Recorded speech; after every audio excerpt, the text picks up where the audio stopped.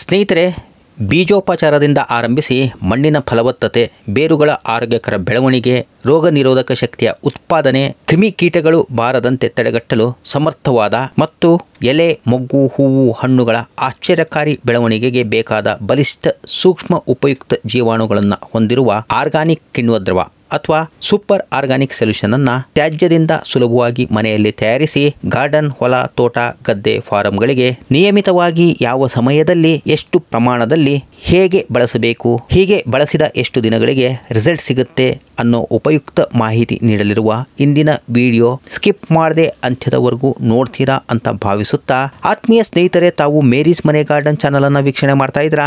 ನಾನು ನಿಮ್ಮ ದೀಪಕ್ ಕುಮಾರ್ ಟಿಟಿ ತಮಗೆಲ್ಲ ಆತ್ಮೀಯ ಸ್ವಾಗತವನ್ನ ಕೋರ್ತೇನೆ. ಇನ್ನು ಯಾರೆಲ್ಲ ಹೊಸ ವೀಕ್ಷಕ ಸ್ನೇಹಿತರು ಚಾನಲ್ನ ಸಬ್ಸ್ಕ್ರೈಬ್ ಮಾಡ್ಕೊಂಡಿಲ್ವೋ ಅವರು ತಕ್ಷಣ ಸಬ್ಸ್ಕ್ರೈಬ್ ಮಾಡಿಕೊಂಡು ಬೆಲ್ ಬಟನ್ನಲ್ಲಿ ಆಲನ್ನು ಸೆಲೆಕ್ಟ್ ಮಾಡಿಕೊಂಡ್ರೆ ನಾವು ರಿಲೀಸ್ ಮಾಡುವಂತಹ ಪ್ರತಿಯೊಂದು ಮಾಹಿತಿಪೂರ್ಣ ವಿಡಿಯೋಗಳ ನೋಟಿಫಿಕೇಶನ್ ಅನ್ನ ಯೂಟ್ಯೂಬ್ ನಿಮಗೆ ಕಳಿಸಿಕೊಡುತ್ತೆ.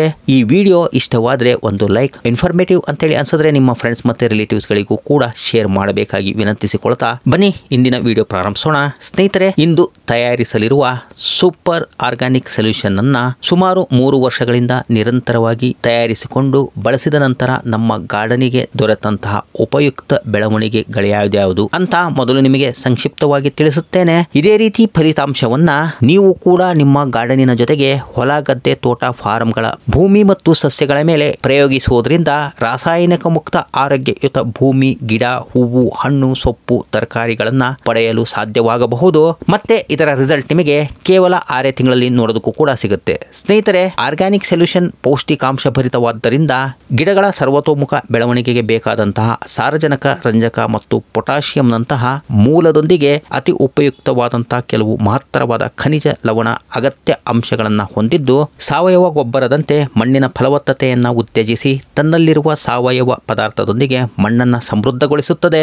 ಇದರಿಂದ ನೀರನ್ನ ಶೇಖರಿಸಿ ತನ್ನಲ್ಲಿಟ್ಟುಕೊಳ್ಳುವಂತೆ ಮಣ್ಣಿನಲ್ಲಿ ನೀರಿನ ಧಾರಣ ಕ್ಷಮತೆಯನ್ನ ಹೆಚ್ಚಿಸಿ ಪ್ರಯೋಜನಕಾರಿ ಸೂಕ್ಷ್ಮ ಜೀವಿಗಳ ಚಟುವಟಿಕೆಯನ್ನ ಉತ್ತೇಜಿಸುತ್ತದೆ. ಇದರಿಂದ ಗಿಡಗಳಿಗೆ ಆರೋಗ್ಯಕರವಾದ ವಾತಾವರಣವನ್ನು ಸೃಷ್ಟಿಸಿದಂತಾಗುತ್ತದೆ. ಈ ಸೊಲ್ಯೂಷನ್ ನಲ್ಲಿರುವ ಕಿಣ್ವ ಮತ್ತು ಸಂಯುಕ್ತಗಳು ನೈಸರ್ಗಿಕ ಕ್ರಿಮಿಕೀಟ ನಿವಾರಕ ಗುಣಲಕ್ಷಣಗಳನ್ನು ಹೊಂದಿರೋದ್ರಿಂದ ಇದರ ಬಳಕೆಯಿಂದಾಗಿ ನೀವೀಗ ಚಿತ್ರೀಕರಣದಲ್ಲಿ ನೋಡ್ತಾ ಇರುವ ಗಿಡಗಳ ಆರೋಗ್ಯವೇ ಸಾಕ್ಷಿ ಎನ್ನಬಹುದು. ಈ ಸೊಲ್ಯೂಷನ್ ಅನ್ನ ಎಲೆಗಳ ಮೇಲೆ ಸ್ಪ್ರೇ ಅಥವಾ ಮಣ್ಣಿನ ಮೇಲೆ ಡ್ರೆಂಚ್ ಆಗಿ ಬಳಸೋದ್ರಿಂದ ಸಸ್ಯಗಳ ಮೇಲೆ ದಾಳಿ ಮಾಡುವ ಕ್ರಿಮಿಕೀಟಗಳನ್ನ ನೈಸರ್ಗಿಕವಾಗಿ ತಡೆಗಟ್ಟಿ ಪರಿಸರ ಸ್ನೇಹಿ ವಿಧಾನವನ್ನ ಉತ್ತೇಜಿಸಿದಂತಾಗುತ್ತದೆ.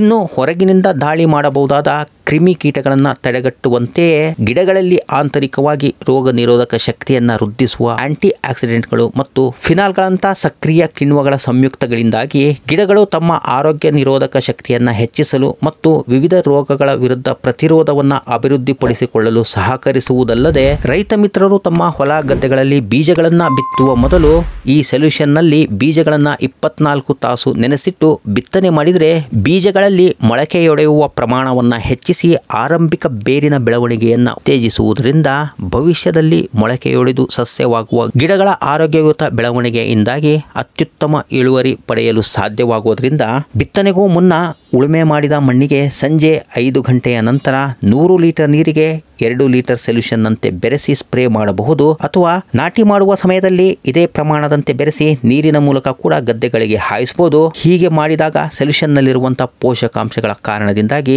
ಸಸ್ಯಗಳಲ್ಲಿ ಹೂ ಬಿಡುವುದು ಮತ್ತು ಫ್ರೂಟಿಂಗ್ ಅನ್ನ ಉತ್ತೇಜಿಸುವುದರಿಂದ ಮುಂದೆ ತಿಳಿಸಲಿರುವಂತಹ ಪ್ರಮಾಣ ಮತ್ತು ಸಮಯದಲ್ಲಿ ನಿಯಮಿತವಾಗಿ ಅನ್ವಯಿಸುತ್ತಾ ಬರೋದ್ರಿಂದ ಬೆಳೆಗಳ ಇಳುವರಿ ಮತ್ತು ಗುಣಮಟ್ಟವನ್ನ ಉತ್ತೇಜಿಸಬಹುದು. ಸ್ನೇಹಿತರೆ, ಸೂಪರ್ ಆರ್ಗಾನಿಕ್ ಸೊಲ್ಯೂಷನ್ ತಯಾರಿಸಲು ನಾವು ಕೆಲವು ಹಣ್ಣಿನ ವ್ಯಾಪಾರಿಗಳಿಂದ ಕೊಳೆಯಲು ಆರಂಭಿಸಿದಂತಹ ಕಿತ್ತಳೆ ಹಣ್ಣು, ಮೋಸಂಬಿ, ಬಾಳೆಹಣ್ಣು ಮತ್ತು ಸೌತೆಕಾಯಿಯ ಸಿಪ್ಪೆಗಳನ್ನು ಸಂಗ್ರಹಿಸಿಕೊಂಡಿದ್ವಿ. ನೀವು ಕೂಡ ಕಡಿಮೆ ಪ್ರಮಾಣದಲ್ಲಿ ಮನೆಯಲ್ಲೇ ತಯಾರಿಸಲು ಬಯಸೋದಾದ್ರೆ ಕಿತ್ತಳೆ, ಮೋಸಂಬಿ, ಬಾಳೆಹಣ್ಣಿನ ಮತ್ತು ಸೌತೆಕಾಯಿಯ ಸಿಪ್ಪೆಗಳನ್ನಷ್ಟೇ ಬಳಸಿಕೊಳ್ಳಬಹುದು. ಇದರ ಜೊತೆಗೆ ಬೆಲ್ಲದ ಅವಶ್ಯಕತೆ ಇದ್ದು ನಿಮ್ಮಲ್ಲಿರುವ ಅಡುಗೆಗೆ ಬಳಸಲಾಗದ ಹುಳಿ ಬೆಲ್ಲವಾದರೂ ಸರಿ ಅಥವಾ ಮಾರ್ಕೆಟಿನಲ್ಲಿ ದೊರೆಯುವ ಕಡಿಮೆ ಬೆಲೆಯ ಕಪ್ಪು ಬೆಲ್ಲ, ಅದು ಇಲ್ಲ ಅಂತಂದ್ರೆ ಕಪ್ಪು ಬೆಲ್ಲದ ಗಸಿಯನ್ನಾದ್ರೂ ಬಳಸ್ಕೋಬಹುದು. ಇದರ ಪ್ರಮಾಣ 1ರಷ್ಟಿದ್ರೆ ಹಣ್ಣು ತರಕಾರಿ ಸಿಪ್ಪೆಗಳ ಪ್ರಮಾಣ 3ರಷ್ಟು ಇರುವಂತೆ ನೋಡ್ಕೊಳ್ಳಿ. ಇನ್ನ ಕೊನೆಯದಾಗಿ ನಾವಿಲ್ಲಿ 10 ಲೀಟರ್ ಟ್ರಾನ್ಸ್ಪರೆಂಟ್ ವಾಟರ್ ಕಂಟೈನರ್ ಅನ್ನ ಬಳಸ್ಕೊಂಡಿದ್ದೀವಿ. ನೀವು ಕೂಡ ಪ್ಲಾಸ್ಟಿಕ್ ಟ್ರಾನ್ಸ್ಪರೆಂಟ್ ಬಾಟಲ್ ಅನ್ನ ಬಳಸ್ಕೋಬಹುದು. ಈಗ ನಾವು ಇಲ್ಲಿ ಬಳಸುತ್ತಿರುವ ಎರಡು ಪದಾರ್ಥಗಳ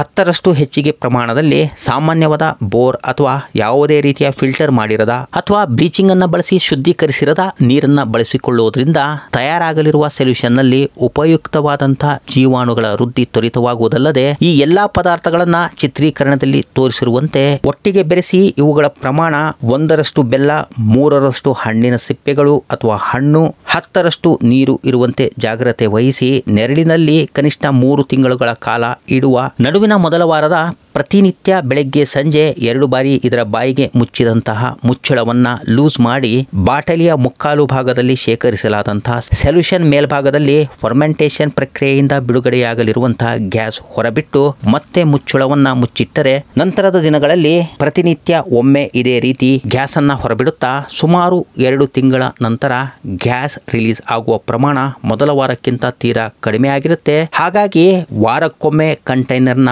ಮುಚ್ಚಳ ಲೂಸ್ ಮಾಡಿ ಮತ್ತೆ ಟೈಟ್ ಮಾಡಿದ್ರೆ 3 ತಿಂಗಳ ನಂತರ ನಿಮಗೆಲ್ಲಿ ಕಾಣುತ್ತಿರುವಂತೆ ತಿಳಿ ಹಳದಿ ಮಿಶ್ರಿತ ಆರೆಂಜ್ ಬಣ್ಣದ ಸೊಲ್ಯೂಷನ್ ದೊರೆಯುತ್ತದೆ. ಇದನ್ನ ನಾವು ಆರ್ಗಾನಿಕ್ ಬಯೋ ಎನ್ಸೈಮ್ ಅಂತ ಕರಿಬಹುದು. ಹೀಗೆ ಫರ್ಮೆಂಟೇಷನ್ ಇಂದ ದೊರೆತ ದ್ರಾವಣದ ನೀರನ್ನ ಗಾರ್ಡನ್, ಹೊಲ, ಗದ್ದೆ, ಗಿಡಗಳ ಮೇಲಿನ ಎಲೆ, ಹಣ್ಣು, ಮೊಗ್ಗು, ಕಾಯಿಗಳಿಗೆ ಪ್ರತಿ 7 ದಿನಗಳಿಗೊಮ್ಮೆ ಸಂಜೆ 5 ಗಂಟೆಯ ನಂತರ 1 ಲೀಟರ್ ನೀರಿಗೆ 20 ml ನಂತೆ ಬೆರೆಸಿ ಸ್ಪ್ರೇ ಮಾಡಿದ್ರೆ ಪ್ರತಿ 15 ದಿನಗಳಿಗೊಮ್ಮೆ ಸೂರ್ಯಾಸ್ತದ ಸಮಯದಲ್ಲಿ 10 ಲೀಟರ್ ನೀರಿಗೆ 200 ml ನಂತೆ ಬೆರೆಸಿ ಗಿಡಗಳ ಅಳತೆಯ ಅನುಸಾರ 200 ml ನಿಂದ 500 ml ವರೆಗಿನ ನೀರನ್ನ ಕೊಡ್ತಾ ಬರಬಹುದು. ಇದೇ ಪ್ರಮಾಣವನ್ನ ಹೆಚ್ಚಿಸಿಕೊಂಡು 200 ಲೀಟರ್ ನೀರಿಗೆ 4 ಲೀಟರ್ ಬಯೋ ಎನ್ಸೈಮ್ ಅನ್ನ ಬೆರೆಸಿ ಹೊಲ, ಗದ್ದೆ, ತೋಟ, ಫಾರಂಗಳಿಗೆ ನಿರಂತರವಾಗಿ ಅನ್ವಯಿಸಿ ಭೂಮಿಯ ಮಣ್ಣಿನ ಫಲವತ್ತತೆ ಜೊತೆಗೆ ಬೆಳೆಗಳ ಇಳುವರಿಯನ್ನ ಹೆಚ್ಚಿಸಿಕೊಳ್ಳಬಹುದೆಂಬ ಮಾಹಿತಿ ಹಂಚಿಕೊಂಡ ಈ ವಿಡಿಯೋ ನಿಮ್ಮ ಗಾರ್ಡನಿಂಗ್ ಕೆಲಸಕ್ಕೆ ಉಪಯೋಗವಾಗಿರಬಹುದು ಎಂದು ಭಾವಿಸಿ ಯಾರೆಲ್ಲ ವೀಕ್ಷಕ ಸ್ನೇಹಿತರು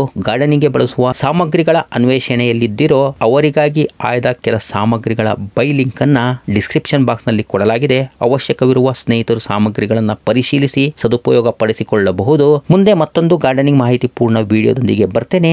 ಅಲ್ಲಿಯವರೆಗೂ ಸರ್ವೇ ಜನಾಃ ಸುಖಿನೋ ಭವಂತು. Happy gardening. ಧನ್ಯವಾದಗಳು. ನಮಸ್ಕಾರ.